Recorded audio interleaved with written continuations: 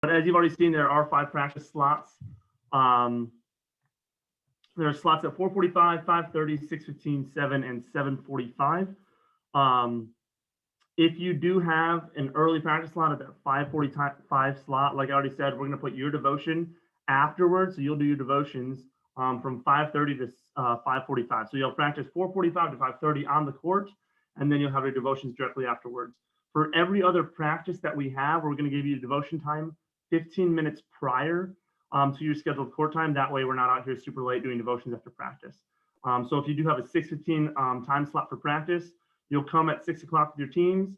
We'll have 2 rooms reserved on either side of the gym, and we will kind of direct you where to go with that as we get closer. But you'll go in there, you do your devotions from 6 to 6:15 if that's your time slot, and then at 6:15 you're going to get on the court and practice until 7. So with that being said, if you do have your court time, make sure you get off as quickly as possible because your court time ends at 6:15, meaning the next person starts at 6:15. And just like you want to have your full 45 minutes, they as well want to have their full 45 minutes. So make sure that you do get off the court quickly. If that means you end 2 to 3 minutes early just to get your balls organized, the pennies and cones picked up, that'd be great. For your first practice that we have the week of January 3rd, we will be giving you a bag with about 6 pennies in there, as well as 20 cones or so. That way you have that. You will keep that with you all season. That will be your bag. Season, we will go back and collect those from you. But during the season, hang on to that. That's your bag and keep it with you guys. We will supply basketballs. We have enough basketballs for every practice. So we recommend kids don't bring a basketball because if they do, and there's about 40, 50 balls rolling around in the gym, we don't want someone to lose their basketball during practice. So try to recommend that they don't bring a basketball to practice. If they do, make sure they write their name huge on it so we can tell, because like I said, we got about 80 basketballs in our possession and we don't want to accidentally steal another one. For game schedules, like I said, it went sent out today. But if you haven't seen it yet, just the overall setup of how game schedules work is we have our youngest age groups playing first, and then we work through the day until we get to our oldest age groups in the evening. So if you're coaching U14, you'll probably have evening games. If you're coaching U8, you have those morning games. But you can see a more breakdown of your game schedule online. There are a few coaches who are coaching multiple teams as either a head coach or an assistant. We do our best to accommodate the head coach's schedules because they're the lead of the team. So if you're an assistant, we may have conflicts where both of your teams are playing at the same time. Head coaches, you should never have an overlapping with both your teams playing together. But as an assistant coach, because we have a lot of assistants coaching in both leagues, we were not able to get it so that way, if you're coaching 2 or 3 different teams, you can be at every single game. Like I said, we did that for the head coaches, but there might be an assistant coach where you might miss a game or two of a different team just based on conflicts. Just the overall for how the game is going to play, for how games work here at Crossroads Sports, if you're new, or I guess we haven't had sports in about 2 years anyway, so this is kind of a good refresher for everybody. All of our leagues, we play 5-on-5 with the exception of our U8 girls league. That league, we're just going to play 4-on-4. Just the numbers and the teams that we have, it works better for 4-on-4. The other one that I'm going to send emails out to is U14 girls. We're trying to decide if we do 4-on-4 or 5-on-5, just because the numbers in that league are a little lower. We have about 7 on each team, which is great if all the girls show up. But if you've coached before, you know that having a full roster is almost never a thing. People are either on vacation or what have you. So we might talk privately with just the U14 girls coaches and see if we just want to go 4-on-4 or just kind of leave it up to you whether we do 5-on-5, 4-on-4, and do a game time decision with that. Just some overall rules for the game so you guys kind of have an understanding. In all of our leagues, we don't play zone defense. We only play man-to-man defense. With the exception of you can play help side man, meaning let's say someone comes to set a screen, you can help and kind of reach the screen to help cover that across, but then we ask that you return to your man quickly after you do that. We don't allow double teaming. We don't want you to trap. We don't do full court pressure. We kind of make it a fun league, and that way we even out the participation because this is a recreational league. This isn't a high school team, so we're trying to make sure it's fun for everybody. So like I said, it's man-to-man defense. There are a few exceptions where you can play outside defense if someone's driving to the lane and you need to come off a player to help play defense or something along those lines. That's totally fine. Like I said, if you have any questions about rules, feel free to message me as well, either in this chat so I can answer for everybody, or just shoot me a private email. With matchups, we tried our best to make teams fair where they all have varying skill levels. So hopefully one player doesn't just dominate the whole game. In the U8 league specifically, I talked about this in the coaches meeting or the parents meeting at the start of the season. That was on the PowerPoint during evaluation nights. But for U8, we are going to give you a bag of wristbands that have multiple colors. What we're going to ask you guys to do is before the game, you and the other head coach kind of meet together and to make sure that you go through and figure out the colors of each player. So let's say you want your number one player on the team to be the green wristband, and then the other coach will make his number one player the green wristband. That way on the court, the green wristband can just make sure, hey, I need to cover the kid who has a green wristband. It makes it easy for the U8 kids to know who to cover. And then just come up with a ranking system almost for your players 1 through 5. So say, hey, my third player skill level is going to be a yellow wristband, and then you can both match up together. Excuse me. The only other exception that's a little weird in our games for in the last 2 minutes of the game when fouls occur, we're not going to be doing any sort of 1-in-1 chances like that just because the clock is running. So in the last 2 minutes of the game only, not during the last 2 minutes of the half, but last 2 minutes of the game only, if there is a foul and you should be in the bonus shooting a 1-on-1, we are just going to award the team that had possession of the ball a point and give them possession of the ball again. If it was a shooting foul in the last 2 minutes of the game, we are just going to award them 2 points and give the ball to the opposing team. And same thing as well. If they're fouled in the act of shooting, we're going to credit them. Let me get this right. Excuse me.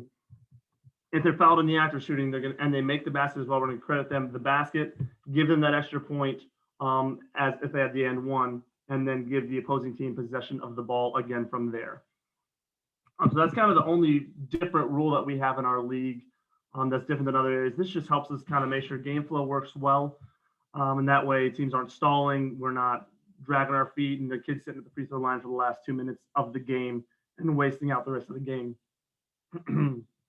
The other thing too with that is every 6 minutes, so halves are going to be 18 minutes long. Every 6 minutes, we're going to take a quick break. It's not going to be a timeout. It's just a quick break, which allows us to get subs into the game. So at that point, when that 6 minutes comes off, hopefully get a brand new lineup in there, make sure kids are playing. That way they get about equal time each half. We have the teams broken down in 10 players or less. So every single player should be playing at least half the game, if not more. Excuse me. But yeah, that's the big thing is just making sure that kids are playing at least half the game. We will be giving you a brace to make sure you get substitutions. So there won't be as many substitutions during dead balls, things like that. We'll just do mass substitutions at the 6 minute marks, not subbing throughout the games. Unless there's an injury that occurs, then you can sub out a player during that time. Most of these rules too, so communicating to parents of the rules, all these rules are aligned. So if you want to just address these rules with your parents, either send them a short email or just share the rule book with them. I will send out to the parents just to notify them and let them know the rule books are there so they can go ahead and understand the rules because it can be frustrating when parents don't know what's going on and you're trying to coach as well as explain the rules to them. For the U8 league, we will not be doing a jump ball. We'll kind of do like a coin toss there. The other leagues after that, U10, U12, U14, we're going to leave it up to coaches, whether we do a jump ball or not. In general, we've done jump balls in those leagues, but if you just have a kid who's extremely tall and you want to kind of, the coaches agree to do just a coin toss and hey, we're going to start with possession, we can go from there. Otherwise, we're going to leave it to the coaches, whether you do a jump ball to start your game or you do a coin toss or rock, paper, scissors or something like that. But for U8, the youngest league we have, they will stay just a coin toss or rock, paper, scissors the whole time. They will not do jump balls. Also with U8 league, they don't have a backcourt violation. Every other league does have a backcourt violation for going back there. Fast breaks are totally fine. If you do get a fast break, there's no problem with that. You can take the fast break. You don't have to slow down your offense. The only thing we don't allow is full court pressure. If you get a steal, by all means, fast breaks are okay. Just some other topics so you kind of guys know as housekeeping things. We do keep score in all the leagues besides U8. But with that, if a team ever takes the lead by 15 to 20 points, we're just going to cut the scoreboard out at that point. We'll leave the time going, but we'll kind of block out the score. And if at any point the score gets back inside of 15 points, we will then show the score again. But if a team's getting absolutely blown out, we're not going to keep showing that score unless the game gets in within 15 points. Another exception too, if a player is to score on their own hoop, it does happen where they might get the ball and just score on their own hoop. All that does is we're going to just make it a turnover. The ball's going to go to the other team, but we will not count the basket, just to not embarrass the kid any further.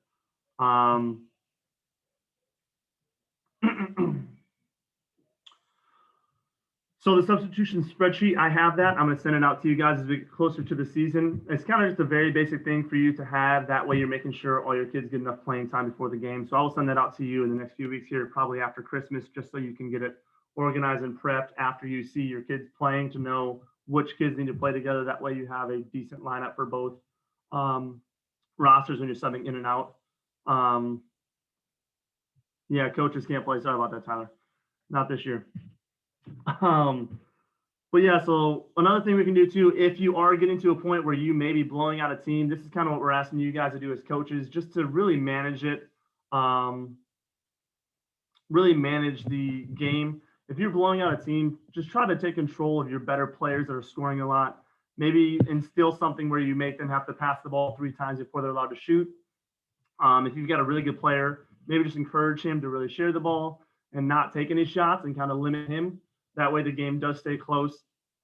And that way also too, kids who aren't playing that often or not scoring because you might have that 1 or 2 stud players, they also get a chance to go through and get a chance to play in the game. I don't know how many basketballs we actually have, if we will have enough for 2-ball drills. It also depends on which age groups are practicing when.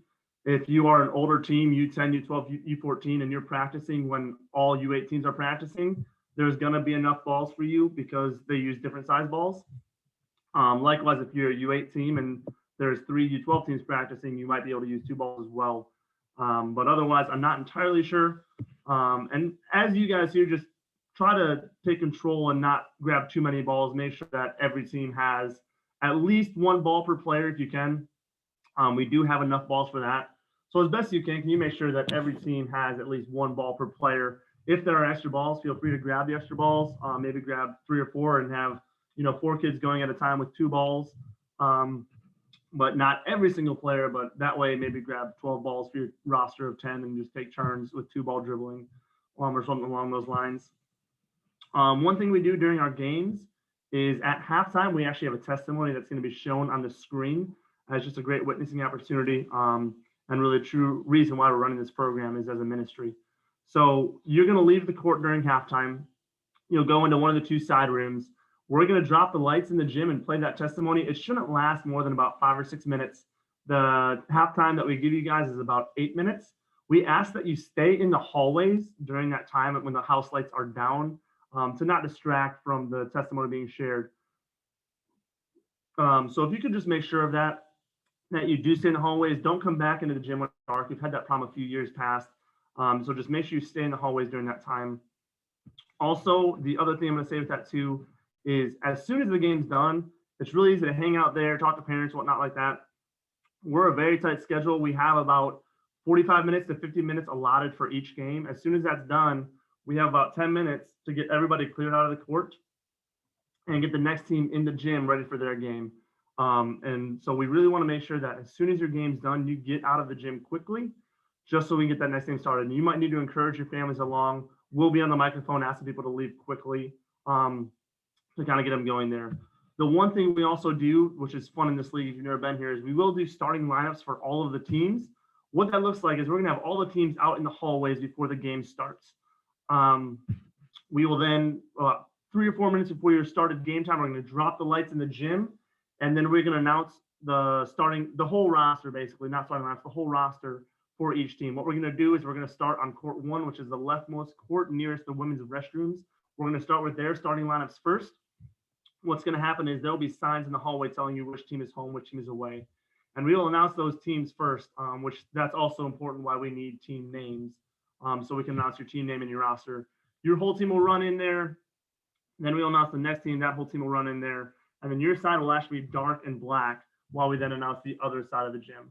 So that's why we really need people to clear out quickly so we have time to do the starting lineups and get our game started on the hour every hour, just to make sure that we're not here till midnight on Saturdays, because that's no fun for anybody. So if you could help us with that, that'd be huge. I'd really appreciate that. At this time, before I hand it off to Justin, he's going to deal with devotions and kind of let you guys know how that goes. With the home and away teams, we'll probably announce away teams first, and then we'll go to home teams when we do our announcements. And we will have signs in the hallway that will say, hey, home team wears this color, away team wears this color. I want to say home wears white, away wears blue. I just want to make sure my signs reflect that. But that way you know. The second team listed on the schedules that I sent out today, the second team listed is our home team. The first team listed is the away team. So you kind of know who's home and away each week. Jerseys are reversible, so you can flip them on real quick, make them work. In the exception, if you ever get to a game and a child doesn't have a jersey for whatever reason, something might come up. I did order about 10 extra jerseys, and I really want to keep them with our staff and not send them home with players. So if you ever get to a point where you really need a jersey because some kid forgot a jersey for whatever reason, let one of my staff members know, and we can get you a jersey. On game days, there'll be 2 staff members there always. Myself and Justin will also be there throughout the season. But there's 2 staff members that will be there. One is Jace Parlin and one is Dylan Benner. They'll be wearing navy blue Crossroads polos, and they can answer any questions you have throughout the day. So if you need them, they'll be sitting up high in the gym balcony. You'll be able to see it kind of opposite of the stage in the gym. If you need someone, just go up there and get their attention, and they can come down and help in whatever aspects you need. At this time, are there any other questions regarding overall game day setups, anything of the sorts? Any questions? And I can always come back to these 2 later if we need to. I have a question. How does this? All right. Well, I'm not seeing any questions right now. I'm going to come back if we have any more questions, but at this time. Yeah, I got a question as well. Team names. Yep. If you can get me 2 team names before 2 team names before the first game. The reason I want 2 team names is that allows me to go through, and if we have people who want the same name, I can go and take the second name. And that way I don't have to keep bugging you about multiple team names. So as a group, sit down with your team and maybe come up with 2 or 3 names. The jersey colors are navy and white. So if you want to work on those colors, go ahead. But if you want to just do a random logo like the Celtics or the Bucks, that's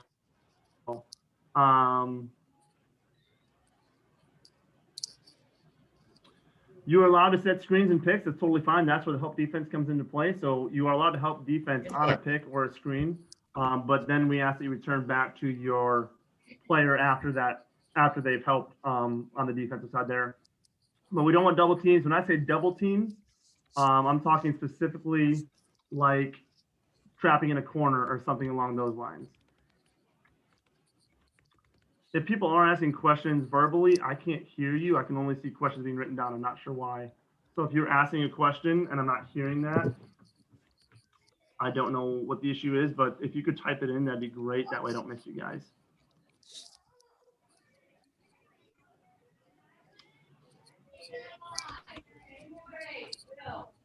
Try not to do 4 people setting a pick at once. If you can just keep it very simple. We're gonna have 1 person setting up a screen. If you're trying to set it up, maybe 2 players to go set a screen, but not all the players setting a screen, just for 1 player to get through. So try to only have 1 player setting a screen. That'd be best. Matt, can you still not hear us? Crystal, you have a question. I can't hear you, but if you type it out, I can answer your question like that. Not sure why I can't hear you guys, so I'm sorry about that.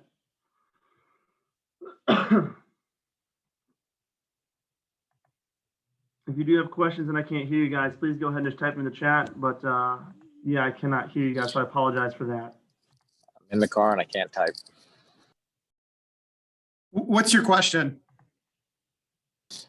Question was, are they going to do half court practices, or are they going to put goals on both sides for the kids to practice using 2 goals? Because that's going to be huge on the first day of practice, and then Saturday we have games.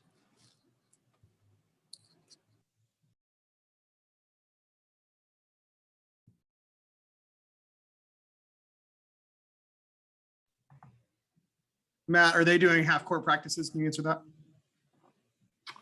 All right, so yeah, we'll be doing just half court practices. There's maybe a few exceptions where you might get the chance to have a full court practice if your time slot doesn't have another team backed up to yours. But for the most part, all the teams have another team that's going to be practicing on the other half court. Like I said, we only have about, I think there's 64 slots worth of practices, and we have 52 teams, so there's not much room for multiple teams to have full court practices.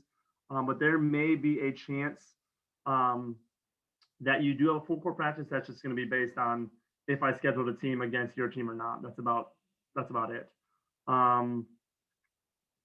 The practice times are just every 45 minutes, starting at 4:45. So it'll be 4:45, 5:30, 6:15, 7, and 7:45. And like I said, the teams at 4:45 will have their practices or their devotions afterwards. Everybody else will plan on having their devotions before practice. So they're actually, as a church, as a Shepherd's Church as a whole, there is no mask policy on campus. So we will not be enforcing masks this season. If someone feels comfortable that they want to wear a mask, that's absolutely fine. We're never going to stop someone from doing that. But we as a staff and as a church, the Shepherd's Church will not be enforcing masks on site on campus this season.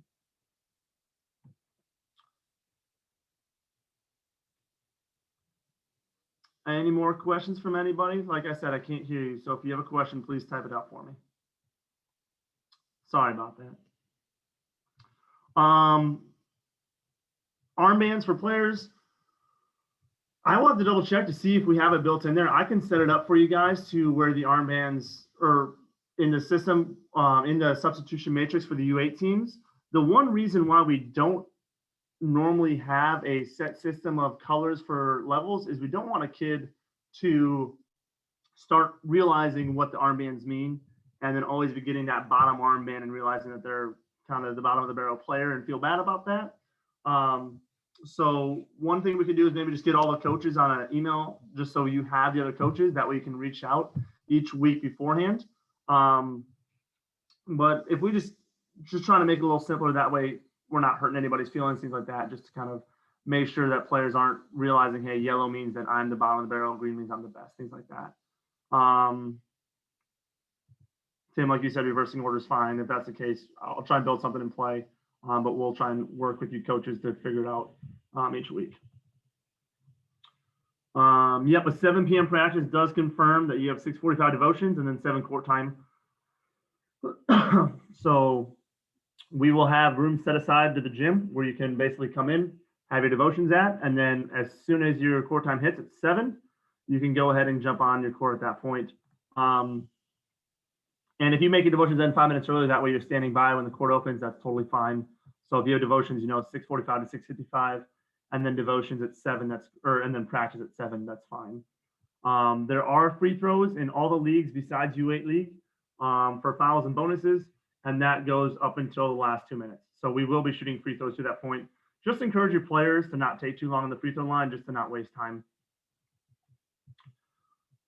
We will give you enough armbands. That way they kind of cover it. I'll have to figure out or ask some coaches from years past kind of what we did if you only have 7 or 8 players on the team. But we might need to switch armbands. But ideally what will happen is you'll switch skill level for skill level as best as we can during the games.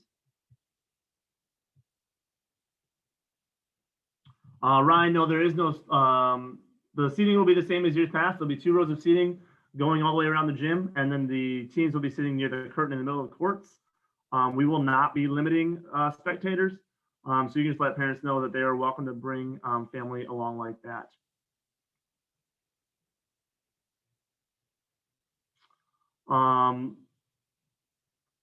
Yeah, we could look at bringing in the portable goals that first practice, that first week, just to kind of help.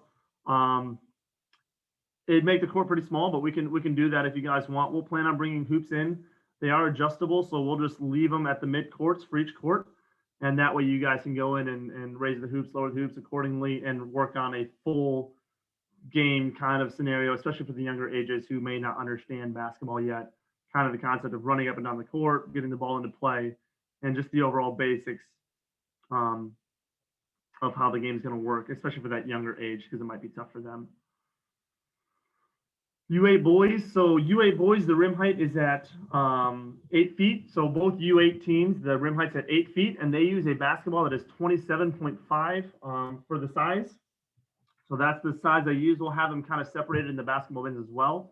All the other leagues are going to use the 28.5 basketball or a woman-sized basketball. The U10 league is going to play on a 9-foot hoop, and the U12 and U14 leagues will play on a 10-foot hoop. Also, when you come to practice, just bear with us because we have to adjust those hoops based on who's practicing when. And they do take about a minute to a minute and a half per foot that we raise up and down. So if you get to practice and we have to raise all 4 hoops, it may take a sec. You might not get your hoop to your height right at the start of your practice. So just bear with us as we do get hoops up and down. We'll try to make sure that we reverse the order. That way you're not always the last one getting your rim height as best we can. So just bear with us during that. The referees, so the referees this season are the referees we've used in past seasons, actually coming to us from a referee organization. It should be really beneficial because they understand what they're reffing.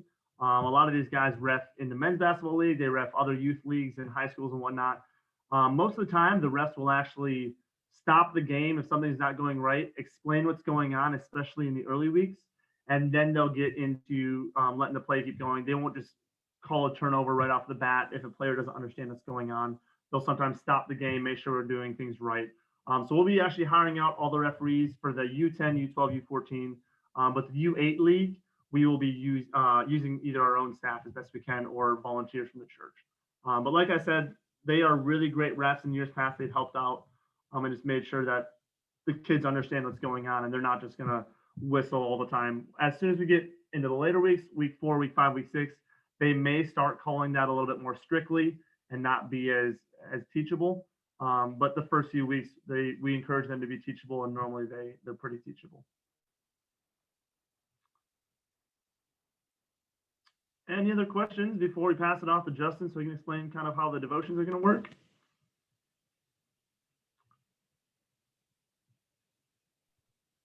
It doesn't look like it, but guys, if you have any more questions, feel free to email me. You've all gotten several emails from me already. Just send me an email and I can answer it best as possible. If it's a great question that pertains to everybody, I will send it out in a group chat on those mass emails that I've sent out before in our Crossroads letterhead. But otherwise, thank you all for coaching. It's a huge blessing that we were able to get all of our coaches this year. Finding coaches for 52 teams is a lot of work, and we're very blessed to have you guys helping this year. Otherwise, Justin's going to explain devotions and then close us out with prayer. All right, thank you guys. Like Matt said, finding coaches is such a challenge. So thank you all for being willing to help and be part of this program. A few housekeeping issues just quickly. All of you should have received an email to get your background check, your ministry safe training, and a ministry volunteer application. Please make sure all 3 of those are filled out. It is required that those are filled out before you can coach. Background check, as you know, is especially important. We want to make sure all of our coaches are background checked. Our ministry safe is a training that helps us understand threats to children. And we just want all coaches to be aware of certain tendencies or things that could happen. We just want you to be aware of those things. So that's what that training is centered around. And our volunteer application just helps us know a little bit more about you. If you haven't received an email from me, please reach out to me at jhollibaugh@shepherds.org. You can find my email on the website, but most of you should have received an email. If you haven't received one, also check your junk box because sometimes it goes there. So ministry safe, background check, MVA. Arlen, will I notify you when the background checks are complete? I will only notify you if they haven't come back or if there's something that's come up on the background check. I won't notify you if they come back complete, just because we have so much going on. I'm not going to notify everybody, hey, your background check's good. Just assume it's good if I don't contact you. But if I do contact you, just saying, hey, we really need to get this done, just make sure that does get done. Secondly, I just wanted to emphasize, and Matt stressed this as well, but this is a friendly league. It's a fun league. And there will be times where parents get tense because we live in a world in which there's frustrations and human nature. If there's ever anything that comes up, please don't be afraid to contact us. We want to be your biggest support system. We want to be those people who can encourage you, who can help guide the situation. If there is a situation with a parent, we don't want you handling situations on your own. That's why our staff is here. So please contact me or Matt and just say, hey, here's what's happening, please help. And we will be there to help. We just want to be that support system for you. So please don't be afraid to ever contact us.